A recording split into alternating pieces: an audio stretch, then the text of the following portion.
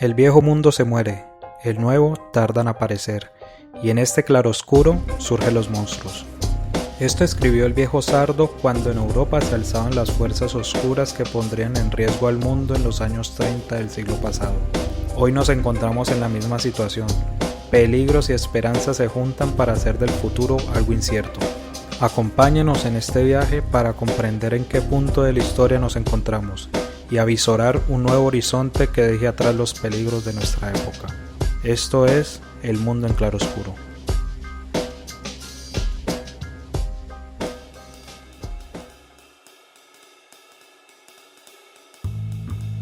El 23 de junio del 2016, el 51.9% de los votantes en Reino Unido decidió salir de la Unión Europea como nación.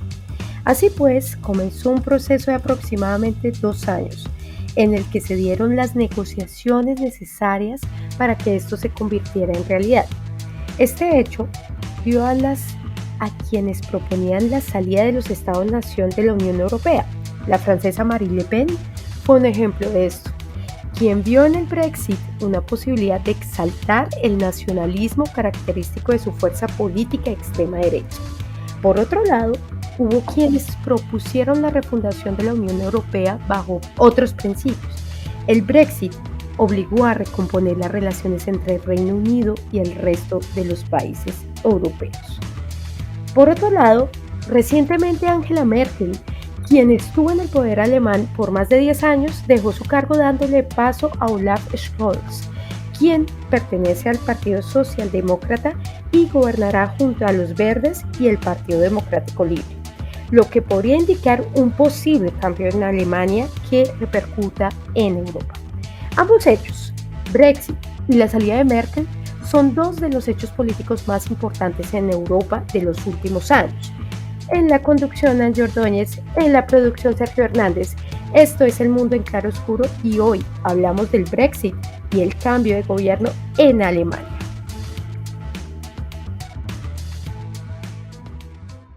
Para hablar de este tema, contamos con la participación de Jordi Paniagua, quien es economista y cuenta con un doctorado en Economía de la Universidad Católica de Valencia. Actualmente es profesor asociado de esta misma disciplina en la Universidad de Valencia. Bienvenido, Jordi. Un gusto tenerte con nosotros. Muchas gracias, Angie, por tenerme con vosotros.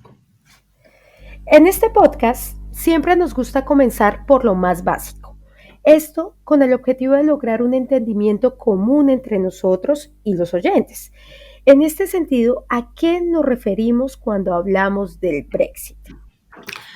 El Brexit es una combinación léxica o un acrónimo que utiliza las palabras Britain, Gran Bretaña en inglés, y exit, salida. Entonces hace referencia al proceso de abandono de Gran Bretaña de la Unión Europea.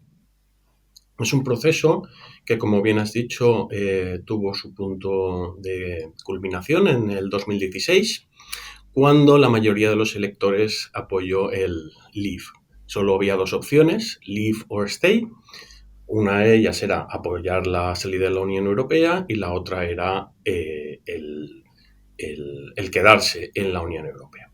No había detrás tampoco, digamos, ni una hoja de ruta, ni un plan claro si ganaba el Leave, porque todas las encuestas y todas las apuestas daban por ganador a Stay, a que Gran Bretaña se quedara en la Unión Europea. Entonces, cuando ganó el Leave, hubo un proceso de negociación que también se enmarca dentro de lo que se conoce como Brexit, que se culminó el 31 de enero del 2020, del año 2020. Y entonces, tras un periodo transitorio que finalizó el 31 de diciembre del año 2020, entró en vigor una nueva relación comercial entre la Unión Europea, excepto Gran Bretaña, y el Reino Unido. Las negociaciones duraron aproximadamente 8 meses, hubo interrupciones, hubo prórrogas, pero el acuerdo que está en vigor hoy en día tiene tres puntos básicos. El primero de ellos es el libre comercio de bienes, es decir, no existen tarifas arancelarias, no hay aranceles entre bienes que vienen y van de la Unión, entre la Unión Europea y el Reino Unido, pero sí que hay ciertas barreras no arancelarias, lo que se conoce en inglés como red tape, cinta roja, que pueden ser, digamos, trabas burocráticas, pagos de impuestos, como el impuesto de valor añadido, derechos de importación.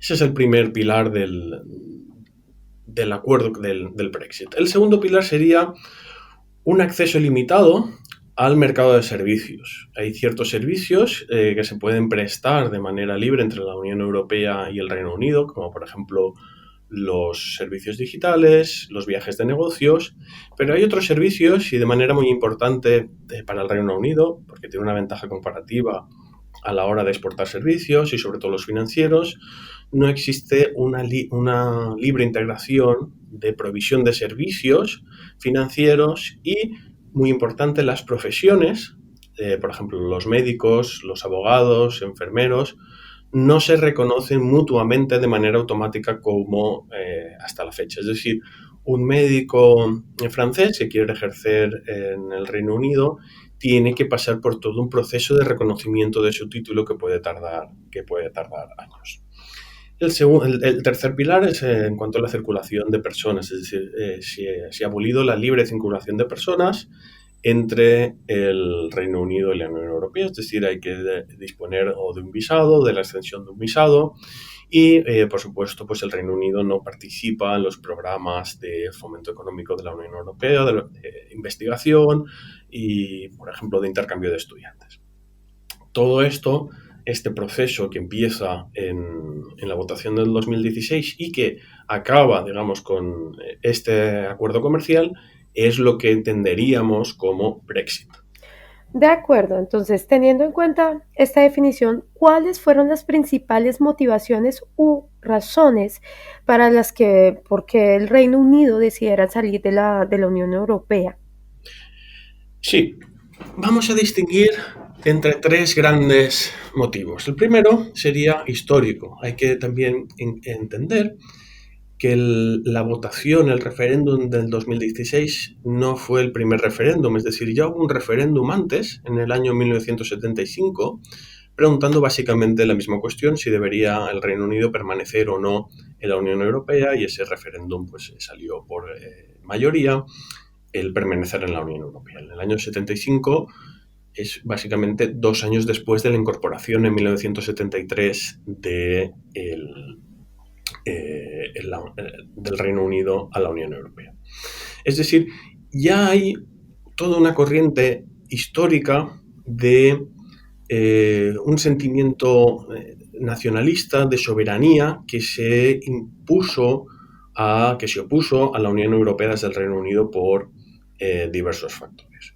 Por ejemplo, en el año 1983, 10 años después de la incorporación a la Unión Europea, el Partido Laborista llevaba en su programa el abandono total de la Unión Europea. Es decir, que el proceso del Brexit, que se culmina en el año 2020, no es algo nuevo, sino que tiene, digamos, unas raíces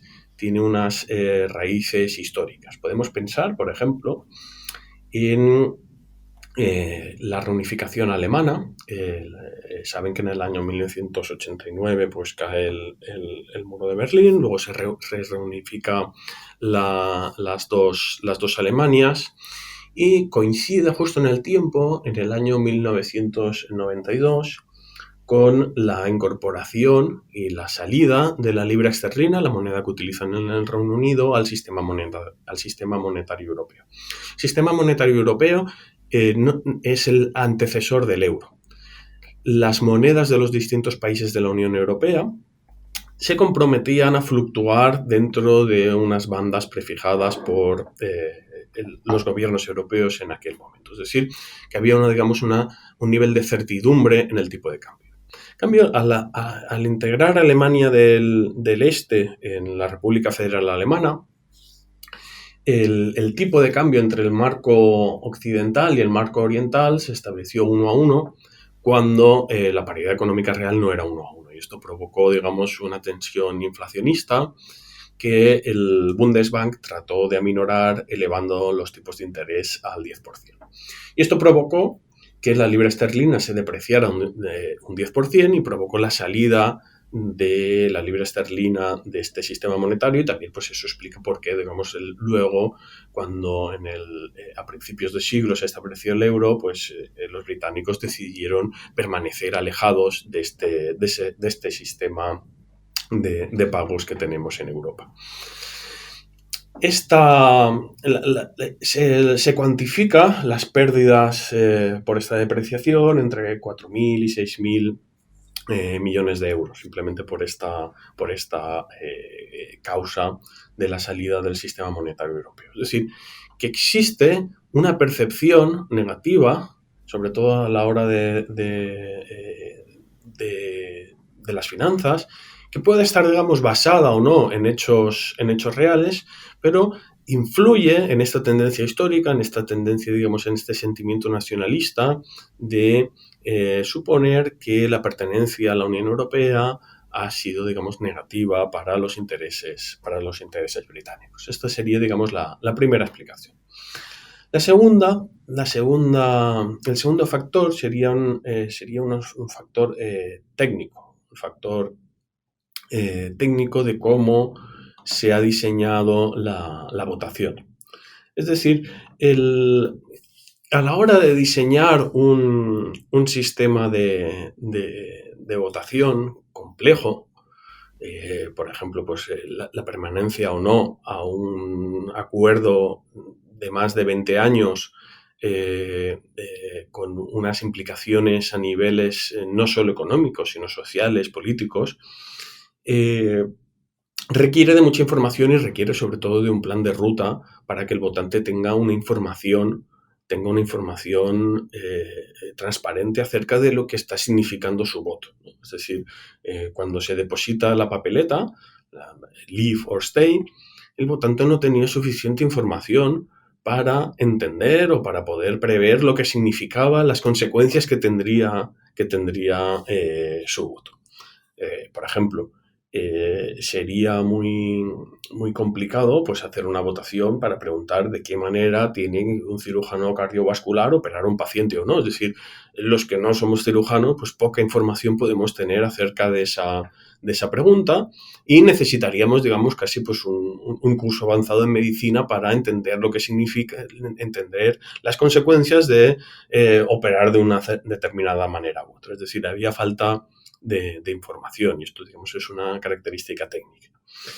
En cuanto al sistema de votación, también hay que tener en cuenta que existen, digamos, diferencias en cuanto a las preferencias individuales, es decir, las preferencias de cada uno, y las preferencias sociales. Y las preferencias individuales muchas veces no se trasladan hacia las preferencias sociales. Por ejemplo, si hiciéramos un referéndum y la pregunta fuera ¿quiere usted pagar impuestos? ¿O está a favor de dejar de pagar impuestos? Pues a nivel individual, la mayoría de nosotros pues diría, pues prefiero pagar menos. ¿Por qué? Pues porque tendré más dinero disponible en la cuenta corriente.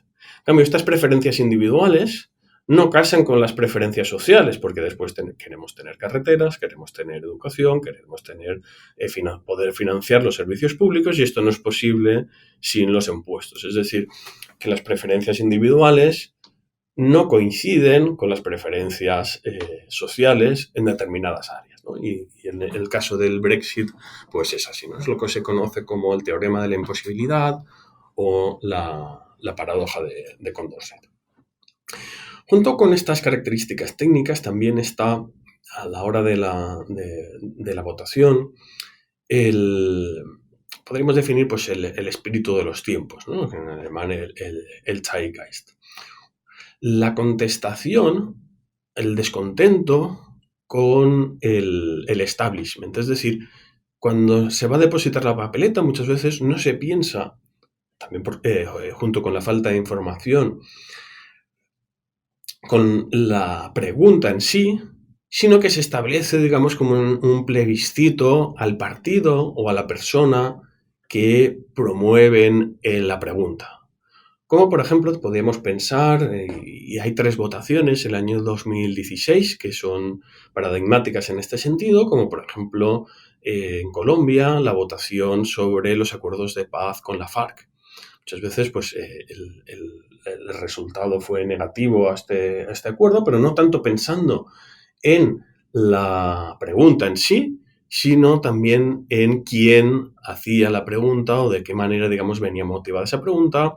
Y en el año 2016 también, en noviembre, se escoge a Trump, al antiguo presidente de Estados Unidos, no tanto por sus cualidades, sino como una contestación al establishment que representaba la candidata demócrata Clinton, su posición. Es decir, después de las razones históricas vienen estas razones técnicas, digamos, del proceso de votación. La última razón podría ser también económica, ¿no? Las razones económicas.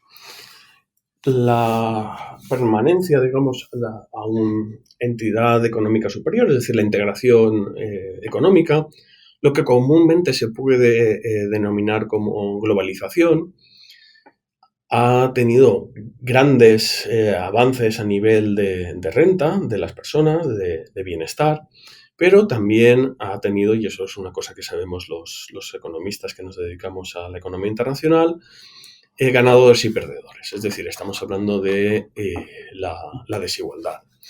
Sabemos que de manera teórica las ganancias de los ganadores son superiores a las pérdidas de los perdedores, con lo cual, mediante mecanismos de compensación, todo el mundo podría disfrutar de un nivel de bienestar superior. Y esto, digamos, es lo que motiva, por ejemplo, los fondos europeos, los fondos de reestructuración, las distintas ayudas del Fondo Monetario Internacional, es decir, un poco compensar las pérdidas por ejemplo, en el Reino Unido, los distintos astilleros, toda la reconversión industrial, es decir, la incorporación en los años 70 a la Unión Europea del Reino Unido supuso una gran reconversión industrial. ¿Por qué? Porque había zonas de Europa donde se podía producir de manera mucho más eficiente y de manera mucho más barata, se podía producir lo que hasta el momento se estaba produciendo en el Reino Unido, por ejemplo, a nivel de astilleros, a nivel de barcos, a nivel de automoción. Entonces se produjo, digamos, una reconversión industrial hacia los servicios, es decir, donde el Reino Unido tenía una ventaja comparativa. Por eso, si vamos a las zonas más industriales o las que habían sido tradicionalmente más industriales en el Reino Unido, pues ahora pues son de las zonas más deprimidas de Gran Bretaña, incluso de toda la Unión Europea. Entonces, la incapacidad, por una parte, de los gobernantes de poder realizar, digamos, una reconversión industrial aminorando las pérdidas de los sectores que salieron perjudicados. Y por otra parte, digamos, la incapacidad de poder reflejar, digamos, las ventajas que supuso esto para toda la población en general y ciertos sesgos cognitivos, ¿no? Digamos, la nostalgia del pasado, la pertenencia, digamos, a una sociedad que ha dejado de existir, pues todo esto explica también por qué los votantes, en su mayoría pues gente mayor, ¿no? Hay una división en los votantes Leave y en los votantes Stay. Los votantes Leave eran votantes de edad más avanzada, sin una educación superior, es decir, con unas habilidades básicas que son justamente, digamos, los trabajadores que más se vieron afectados por esta reconversión industrial, pues explican, digamos, este voto en contra del Brexit. A grandes rasgos, estos son los tres factores que explican la salida o por qué ganó el Leave, ¿no? Factores históricos, factores técnicos y factores económicos relacionados, digamos, con la globalización internacional. En ese sentido es muy interesante lo que usted ha dicho en esta intervención, porque dentro de estas tres causales, uno encuentra que el 51.9% que son los Souths son la mayoría que son campesinos, que es Inglaterra, ¿cierto? Y país de Galles, ¿no? Y por el otro lado tenemos el 48.1% que quieren estar, o sea, stay o in, y que es Escocia e Irlanda del Norte, ¿cierto? Y Londres, ¿no? No hay que olvidar que Londres fue la única ciudad de Inglaterra que votó por el in, ¿no? Por el stay, por estar. Entonces, en ese orden de ideas, ¿no podría decirse también que puede haber una contraposición de esos movimientos independistas en Escocia y en Irlanda del Norte? Bueno, yo creo que usted recuerda el movimiento IRA, ¿no? Que era el movimiento irlandés para la separación independista de Inglaterra, bueno, en Gran Bretaña. Entonces, ¿eso no podría ser también como una contraposición? ¿Y por Sí, qué?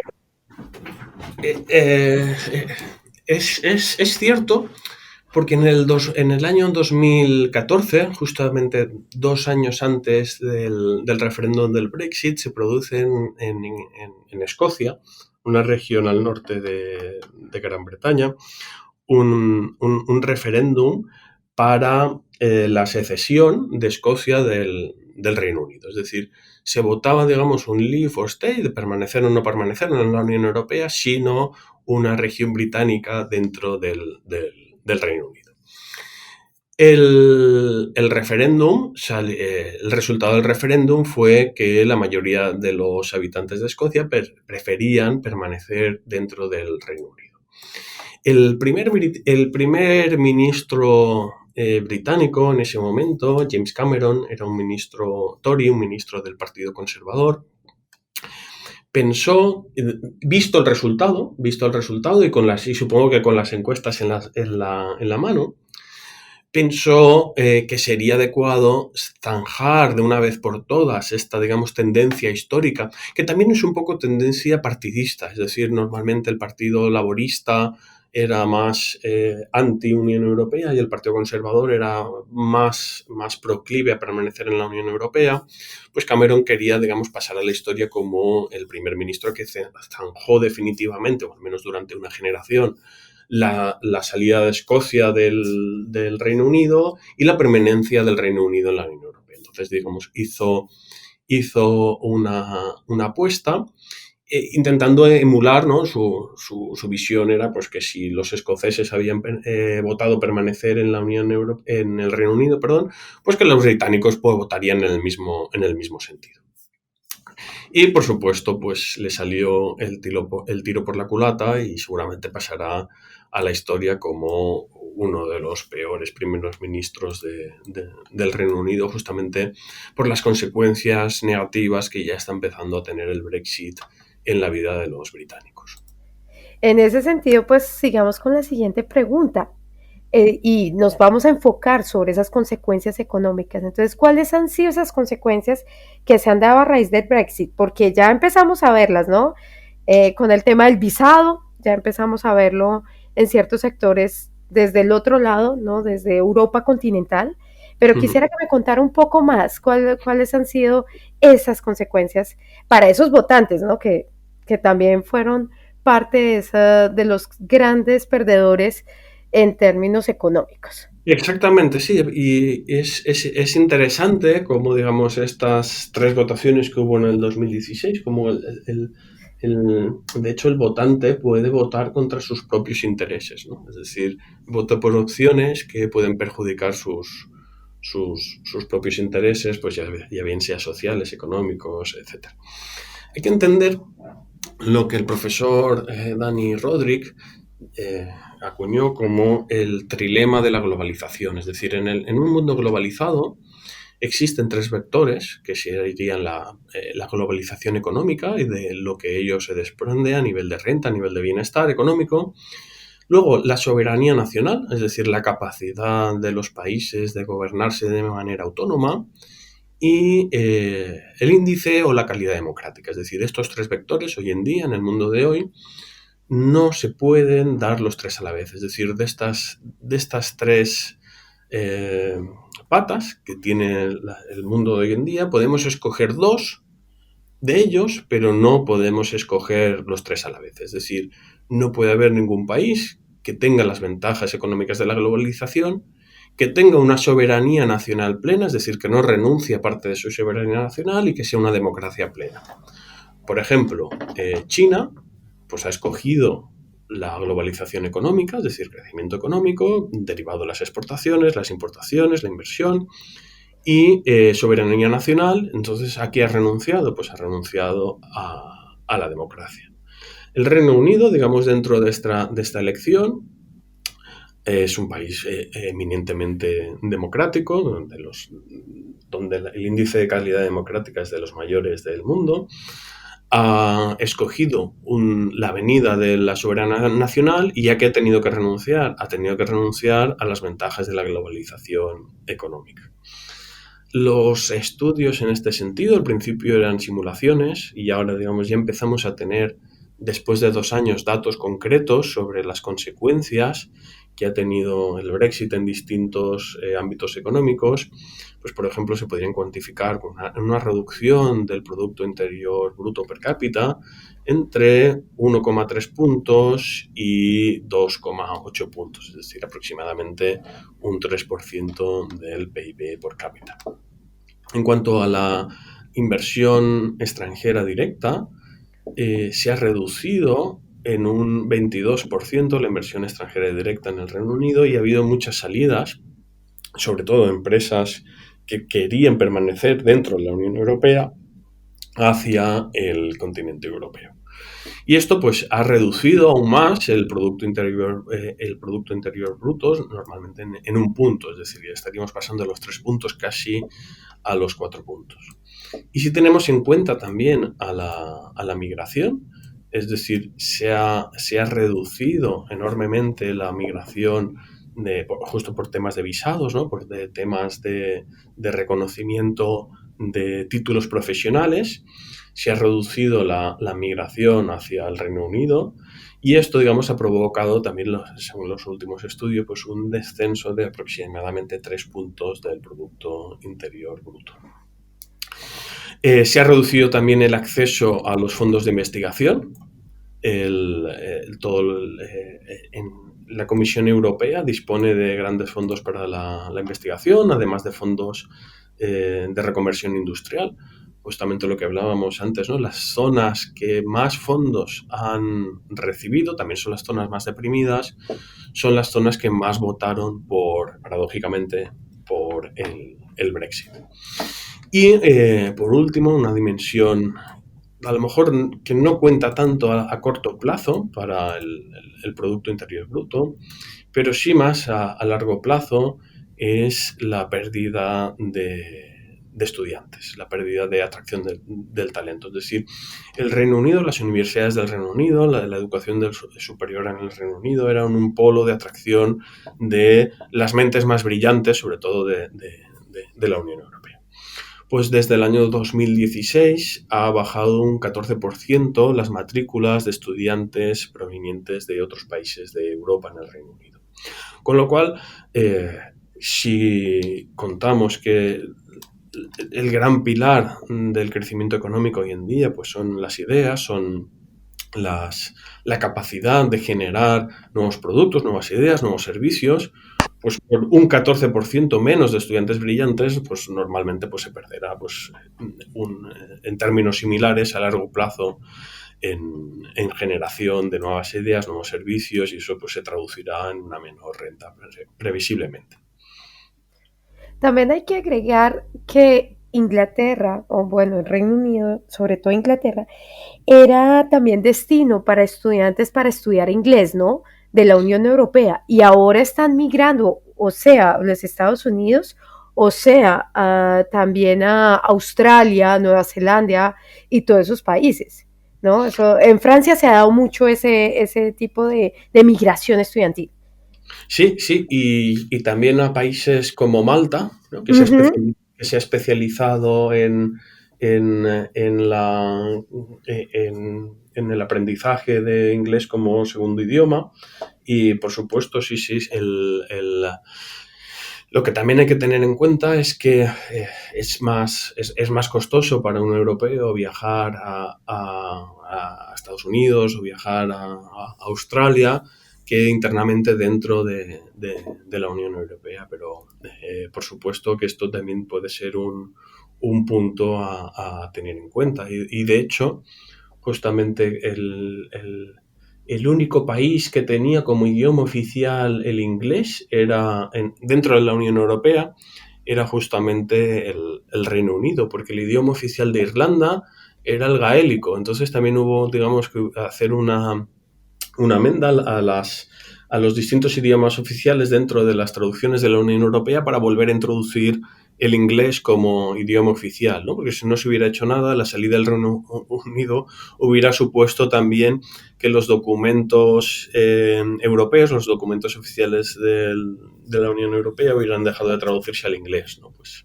Y que es la mayoría de documentos, ¿no? Cuando sí. se hace, es la mayoría de documentos son en inglés.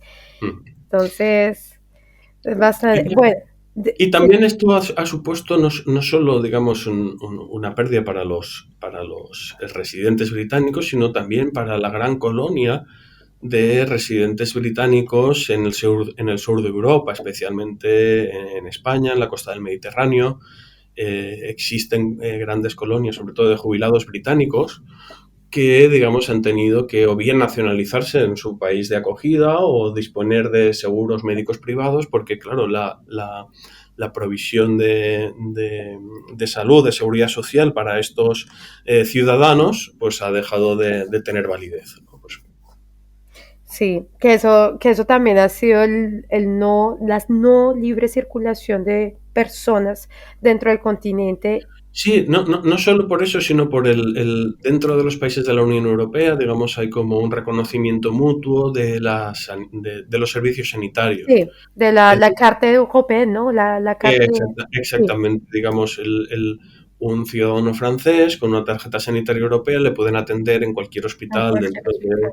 la Unión Europea, y luego pues se establece, digamos, un sistema de pago interno entre los distintos países por la provisión de estos servicios, ¿no? Que normalmente se compensan por pues, los ciudadanos españoles que están en Francia, por ejemplo. Sí, Entonces, con la salida del Reino Unido esto ha dejado de ser así. Entonces, la mayoría de los pensionistas que tenían acceso a la sanidad pública en los distintos países en los distintos terceros países donde estaban afincados, pues han tenido que o bien disponer de seguros médicos privados o bien, digamos, de hacer un proceso de nacionalización para tener acceso a este tipo de prestaciones. el Brexit dio paso a una serie de reivindicaciones nacionalistas ligadas especialmente a la extrema derecha. En Francia fue llamado Brexit. ¿Por qué estos sectores reivindican la salida de la Unión Europea como bandera política? Es una pregunta interesante y a la vez paradójica, porque como habíamos comentado antes, tradicionalmente en el Reino Unido la oposición a la permanencia en la Unión Europea venía del Partido Laborista, ¿no? Pues, fundamentalmente, digamos, por su defensa de los trabajadores inmersos dentro de la reconversión industrial, y el partido Tory, el partido conservador, digamos, el partido que más apoyaba la permanencia a la Unión Europea. Y hoy en día yo no tengo claro, aunque no soy un experto en ciencia política, no tengo claro que estas reivindicaciones nacionalistas estén exclusivamente ligadas a la extrema derecha, porque también hay partidos de extrema izquierda que también tienen posiciones muy parecidas con respecto a la Unión Europea. Pero si tuviera que aventurar algo, pues podría, digamos, encontrar una explicación con esta, digamos, resistencia a la globalización general que se está dando, digamos, en todo el mundo, y sobre todo sesgos que tenemos todos a la hora de entender, a la hora de percibir el estado actual del mundo. Es decir, hoy en día se vive mejor que en cualquier momento anterior de la historia, es decir, y por cualquier, digamos, indicador que queramos escoger, nivel de pobreza, nivel de educación, nivel de salud, nivel de sanidad. Sin embargo, muchas veces pues, somos incapaces de percibirlo, es decir, pensamos que el mundo está mucho peor de lo que está. Era lo que el estadístico y médico Hans Rosling acuñó como el sesgo de la negatividad, es decir, tendemos a percibir que el mundo está mucho peor de lo que está. Y este tipo de partidos pues se apoyan en este tipo de sesgos que nos cuesta, digamos, a todos percibir las estadísticas de una manera comprensible, pues para favorecer sus propios intereses, que pueden ser intereses electorales o que pueden ser intereses no tan evidentes, pues relacionados pues con algún tipo de interés privado que puedan tener estas personas. De acuerdo, entonces en ese caso podríamos también decir que eso influyó este concepto de cómo fue que lo llamó, permítame un momento, sesgo de negatividad. Eso Exactamente. puede influir también como la manera técnica que se proponen las preguntas, ¿no? O sea, Exactamente. aprovechándose un poco de eso, a decir, bueno, yo la formulo de tal manera para inducir a mi votante que vote por lo peor, ¿no?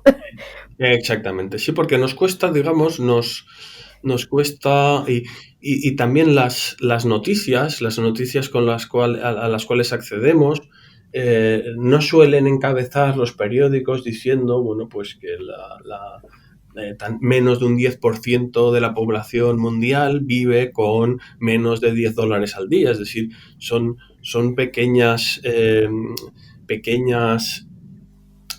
avances que se han traducido en un gran avance económico para toda la humanidad, pero que en cambio pues no llegan a los titulares. Los titulares tan solo llegan en las noticias negativas, ¿no? Entonces esto es lo que hace que percibamos, o que la mayoría de la población percibe, una situación peor de la que en realidad estaríamos con los datos que tenemos en la mano. Ah, de acuerdo. Muy interesante ese punto, pero bueno, el programa es un poco corto, entonces, pasando al otro lado de los grandes europeos, Angela Merkel dejó el poder después de más de una década después de ser la primera figura de poder en el gobierno alemán. Teniendo en cuenta el papel dominante de Alemania en Europa, ¿cómo puede afectar este cambio de gobierno alemán a la Unión Europea y la relación de esta con el Reino Unido? Bien, lo primero que hay que decir es que Angela Merkel empezó a ser canciller en el año 2005, es decir, justo antes de la crisis económica que se desencadena en el 2007, y ha sido el faro europeo, ha sido, digamos, no solo una referencia política o económica, pero también moral dentro de la Unión Europea, ¿no? Y Angela Merkel ha tenido la gran virtud de llegar a consensos, de alcanzar consensos, tanto dentro de su país como dentro de la Unión Europea, y yo incluso me atrevería a decir a nivel en la esfera internacional. Angela Merkel, la mayoría de sus gobiernos han sido gobiernos de coalición, pero no gobiernos de coalición, digamos, con partidos afines. Ella es de la CDU, del Partido Conservador, no con partidos afines conservadores, sino que ha generado consensos dentro de un amplio espectro político. Es decir, consiguió incorporar a su gobierno al Partido Socialdemócrata, al partido SPD, algo que no es común ni en Europa ni en el resto del mundo. Pero ella, digamos, tuvo la virtud de generar un consenso, de generar un gabinete que fuera multicolor. De hecho, el canciller alemán del momento fue ya ministro de Angela Merkel, y aunque, digamos, el gobierno actual no está formado por la CDU, sí que, digamos, bebe de ese espíritu de consenso, que también es un espíritu que consiguió trasladar Angela Merkel al resto de países europeos. ¿Cómo será el futuro? Pues es difícil saberlo. Pero teniendo en cuenta que el actual canciller ya fue ministro de Angela Merkel y ya, digamos, tiene, digamos, una trayectoria demostrada en distintas coaliciones, pues no nos hace ser demasiado pesimistas. Es decir, el legado de Angela Merkel superará a la propia figura, a la propia persona, y creo que se destilará en el estilo de presidencia, en el estilo político, no solo de Alemania, sino también del resto de los países de la Unión Europea. Bueno, entonces muchas gracias a Jordi Paniagua por estar con nosotros el día de hoy y a nuestros oyentes por acompañarnos. Les habló Angie Ordóñez, este es El Mundo en Claroscuro y los esperamos el próximo viernes. No olviden suscribirse en nuestros canales de Spotify y YouTube. Además, seguirnos en nuestra cuenta de Twitter @mclaroscuro. Hasta la próxima.